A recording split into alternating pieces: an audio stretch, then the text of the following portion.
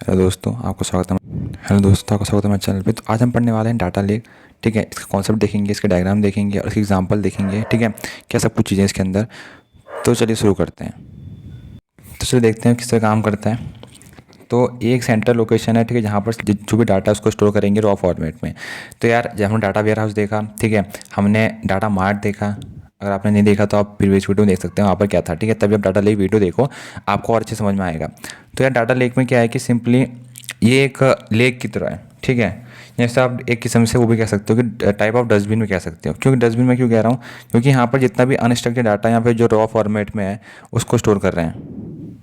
तो अब होता क्या है कि जब डाटा वेयर हाउस की कमी होती है, मतलब मान लीजिए आपका डाटा वेयर हाउस कम है, ठीक है, तब हम डाटा लेक बनाते हैं। क्योंकि क्या होता है कि हमारे पास डाटा वेयर हाउस कम है, उसमें कॉस्ट ज़्यादा लगती है, तो हम क्या करते हैं कि सब डाटा इकट्ठा किया और वहाँ पर डंप कर दिया डाटा लेक में। ठीक है, तो data in all stage refined process can be stored in data lake.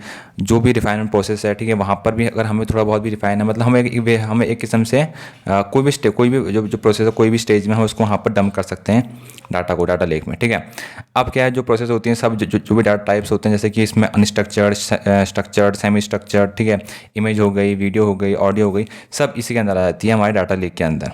ठीक है, अब देखते हैं कि इनकी ज़रूरत क्या है इसकी। तो यार ज़रूरत सिंपली इसलिए है क्योंकि ये ओपन फॉर्मेट है। ठीक है, कोई भी इसको एक्सेस कर सकता है, ओपन सोर्स ओपन फॉर्मेट करके। लो कॉस्ट आती है इसमें ऐसा नहीं है कि बहुत ज़्यादा आपको स्ट्रक्चर करना है, ETL लगाना है, बहुत सारी चीज़ परफॉर्म करनी है ना।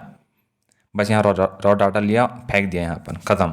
ठीक है, तो ये हाईली ड्यूरेबल भी हो जाता है क्योंकि इसमें ज़्यादा आपको कॉस्ट नहीं लगती है। और तीसरा क्या है कि एडवांस एनालिटिक्स लगता है इसमें। ठीक है, एनालिसिस में बहुत एडवांस वाली लगती है। ठीक है, मशीन लर्निंग भी इसमें अप्लाई कर सकते हो आप कुछ डाटा फैच करने के लिए, तो ये टाइम ऑफ नीड बन जाती है। ठीक है, अब यार डिफरेंस देख लेते हैं। ठीक है, जो एग्जाम पूछा जाता है कि डाटा वेयर हाउस और डाटा लेक में डिफरेंस बताओ।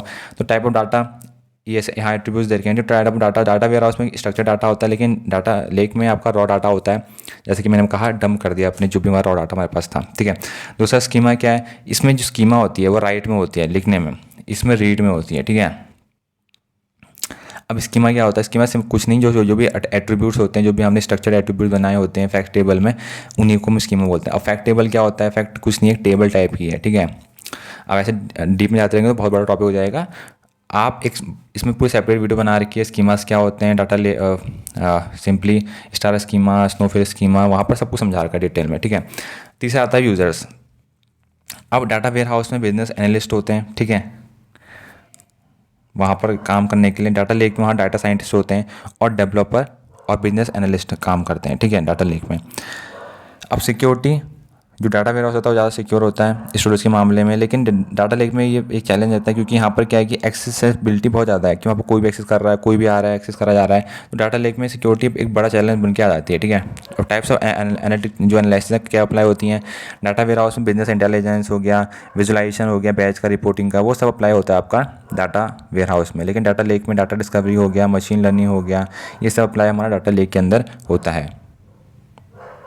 तो आर्किटेक्चर क्या है, पहले तो सबसे देखो यहाँ सीढ़ी दे रखी है। ठीक है, आप सीढ़ी में आराम से देख सकते हो किस तरीके से क्या चीज़ें हो रही हैं। यहाँ पहले आप कलेक्ट करोगे, फिर डाटा को ऑर्गेनाइज करोगे सही तरीके से, फिर एनालाइज करोगे, फिर इन्फ्यूज़ करोगे। जहाँ पर भी आपको डाटा वेयर हाउस में उसको इन्फ्यूज़ करना है, वहाँ पर या डाटा बेस में वहाँ पर उसको इन्फ्यूज़ कर दोगे। ठीक है, तो इस तरीके से पूरी जो प्रोसेस है वो चलती है नीचे से ऊपर, 1 2 3 और 4। ठीक है, तो ये पूरी इसकी प्रोसेस है डाटा लेक की। डायग्राम इसका कुछ इस तरीके से है, देखिए। तो हो क्या रहा है वो देखिए। ठीक है, पहले हो रहा है उसमें इंजेक्शन, मतलब कि यहाँ से जो भी डाटा है, ठीक है, आपने कहीं से भी डाटा लिया है डाटाबेस से, यहाँ पर सब डाटा आ गया।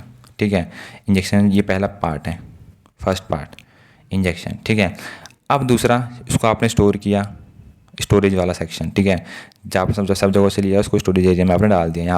यहाँ पर मशीन लर्निंग होगी, यहाँ पर डाटा की प्रिपरेशन होगा, जितने भी सारे ऑपरेशन होंगे सब यहाँ पर अप्लाई होते जाएंगे। ठीक है, उसके बाद ये जो गवर्न एरिया है ये गवर्न करेगा। ठीक है, ये तो 3 टायर स्ट्रक्चर है, जैसे कि 1 2 3।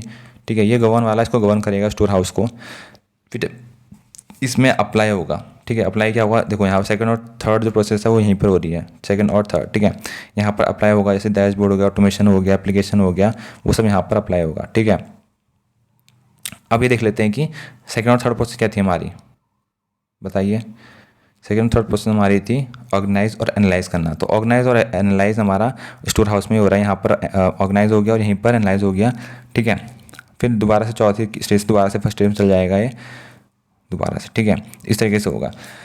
ये इसका एक सिंपल डायग्राम है, ठीक है। अगर आपको ये नहीं पसंद है, आपको कोई दूसरा करना है, तो आप दूसरा डायग्राम भी देख सकते हैं, ठीक है। तो पहले एक बार इसका मॉडल देख लेते हैं कि इसमें जो चीज़ें हैं वो है क्या, ठीक है। तो यार पहला कि इसमें इंजेक्शन होता है। इंजेक्शन लेयर क्या है, जो वेरियस सोर्स से डाटा को एक जगह इकट्ठा करना, ठीक है। दूसरा कि मेटा डाटा एक्सट्रैक्टर है, ठीक है। मेटा डाटा एक्सट्रैक्टर मतलब कि जो डाटा के अंदर डाटा होता है उसका एक्सट्रैक्ट करने का काम करता है इंजेक्शन लेयर में, ठीक है। ये एक्सट्रैक्ट करता है डाटा से जितना ही पॉसिबल होता है, ठीक, data from data Meta data, वहाँ से जितना पॉसिबल होगा उतना ज़्यादा ये एक्सट्रैक्ट करने की कोशिश करेगा। तो इसको हम इंजेक्शन लेयर कह रहे हैं। डाटा को एक्सट्रैक्ट करके एक जगह लाना, यही हमारा इंजेक्शन लेयर का काम है, ठीक है। अब हमारा स्टोरेज लेयर। स्टोरेज लेयर क्या कर रहा है, ये पहला तो मेटा डाटा रिपोजिटरी है, ठीक है। मेटा डाटा रिपोजिटरी मतलब कि जितना भी मेटा डाटा है उसको यहाँ पर इकट्ठा करेगा। दूसरा कि जो रॉ डाटा है उसको भी ये इकट्ठा करेगा, ठीक है। स्टोरेज लेयर में डाटा का इकट्ठा काम हो गया। इंजेक्शन लेयर में लाना है, दूसरा स्टोरेज लेयर में उसको इकट्ठा करके जगह रखना है। तीसरा आता है ट्रांसफॉर्मेशन लेयर। ये क्या करता है, क्लीन करता है और फॉर्मेट करता है, फॉर्मेट ट्रांसफॉर्मेशन, ठीक है। ETL अगर आपने पढ़ा होगा तो पता होगा कि यहाँ पर ट्रांसफॉर्मेशन जिसमें प्रोसेस होती है किस तरीके से होती है। यहाँ पर भी सेम वही प्रोसेस है, क्लीनिंग करना उसको, ठीक है। उसको अरेंज करना, उसको बेहतर करना, नॉइज हटाना, ठीक है। अगर फीमेल है तो उसको F लिख देना, मेल उसको M लिख देना, उसको सिंप्लीफाई करना। तो ये सब प्रोसेस किसके अंदर होती है, ट्रांसफॉर्मेशन के अंदर होती हैं, ठीक है। ताकि data transform from storage to user experience, तो जो यूजर का एक्सपीरियंस है वो अच्छा हो सके, इसलिए हम ट्रांसफॉर्मेशन लेयर का इस्तेमाल करते हैं, ठीक है। चौथा आता है आपका इंटरेक्शन लेयर। इंटरेक्शन लेयर में क्या होता है कि ऑल दीज फंक्शन, जो भी सब फंक्शन थे, नाउ वर्क विद डाटा, ठीक है। अब वो सब काम करेंगे डाटा के साथ, इंटरेक्ट करेंगे जितने भी फंक्शंस थे, ठीक है।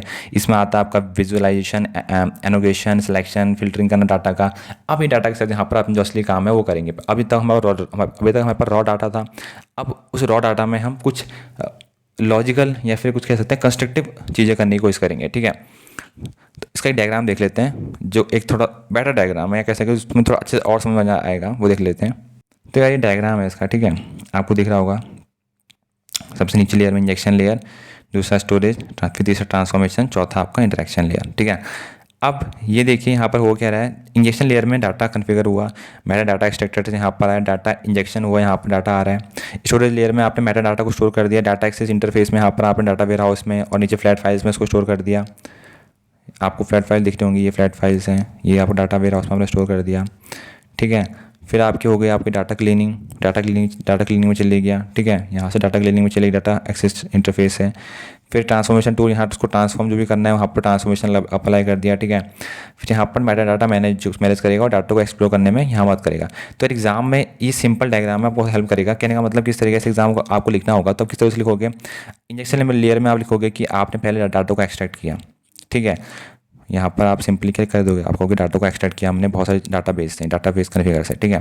तो आसान हो गया, ठीक है ना, कुछ याद करने की एक्स्ट्रा कोई ज़रूरत नहीं। आपने चार ही चीज़ याद कर ली, इंजेक्शन, स्टोरेज, ट्रांसफॉर्मेशन, बाकी चौथा वाला। फिर आप स्टोरेज लेयर में क्या कहोगे कि आपने हम डाटा को स्टोर कर दिया मेटा डाटा में, डाटा एक्सेस इंटरफेस में, यहाँ पे डाटा वेयर हाउस में हमने स्टोर कर दिया। तीसरा ट्रांसफॉर्मेशन आप कहोगे हम डाटा को क्लीन कर दिया। इसको आपने ट्रांसफॉर्मेशन इंजन नहीं भी लिखा, अगर आपने डाटा क्लीनिंग भी लिख दिया तो मार्क्स आपको फिर भी मिल ही जाएंगे ना। तो आपने इस तरीके से बोल दिया, ठीक है। फिर आपने लास्ट में बोल दिया इंटरेक्शन लेयर में मैंने डाटा को एक्सप्लोर किया, या फिर मैंने मेटा डाटा की मदद से उसको मैनेज किया, ख़त्म। आपको बहुत ज़्यादा बड़ा या फिर एक्स्ट्रा ऑर्डिनरी लिखने की ज़रूरत नहीं पड़ेगी, ठीक है। अब वहीं पे एक टॉपिक और आता है कि डाटा स्वयं क्या होता है ये। तो यार डाटा स्वयं कुछ नहीं है, ठीक है। ये होता है कि सिंपली जो भी पुअर डाटा होता है या फिर जो मैनेज नहीं हो पाता है, ठीक है, या गवर्नेंस की वजह से या कोई भी चीज़ों की वजह से, उसको हम डाटा स्वयं कहते हैं। मतलब डाटा स्वयं मतलब एक दलदल, डाटा का दलदल जहाँ पर अनस्ट्रक्चर्ड या फिर बहुत ज़्यादा जो डाटा टूट चुका है, जिसमें एरर आ चुकी है, वो पड़ा हुआ, उसको हम डाटा स्वयं कह रहे हैं। तो इंग्लिश में इसका ये बोल सकते हो आपके outcomes of undefined data sets from multiple sources. Poor data management की वजह से या गवर्नेंस की वजह से जो चीज़ें बनती हैं वो उसको डाटा स्वयं आप कह सकते हैं। तो यार आज के लिए इतना ही था। अगर वीडियो पसंद आई हो तो वीडियो को लाइक कीजिए, सब्सक्राइब कीजिए चैनल को, और कमेंट करना ना भूलिए, ठीक है। अगर आपको और वीडियो चाहिए डाटा माइनिंग में तो वो आपको मिल जाएगी। आप ज़रूर प्लेलिस्ट चेक करिए, उसमें आपको जो भी टॉपिक्स आपको चाहिए वो सब आपको मिल जाएंगे। Thank you.